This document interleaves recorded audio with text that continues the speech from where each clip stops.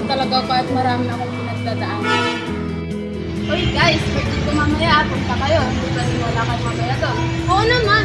Pwede ba naman wala kami doon? Kaya nga pupuntang lahat nila Louie, Joshua, Bernadette.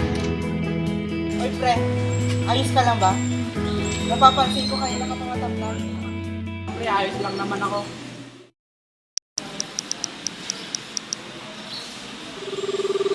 Oh, hello, Bes. Ba't hindi ka nakapunta kanina sa karawan ni Aida? Pasensya na, Bes. Dami ko kasi ginagawa. Pakisabi na yung kay Aida. Sige, Bes. Ayos lang. Next time, pag may time ka, punta ka. Kasi ang saya-saya namin kanina. Ang sarap ng mga pagkain. Di sana kung meron ka, di sana mas masaya. Oy, Louie, alam mo ba yung ibig sabihin ng informatibo? Ito yan. Ang informatibo ay ang bigay instrumento upang ipaalam ang iba't ibang kaalaman gaya ng ginagawa mo. Ngayon, Bernadette, nagtatanong ka para matuto at malaman. Ganun pala yun. Thank you, Louie.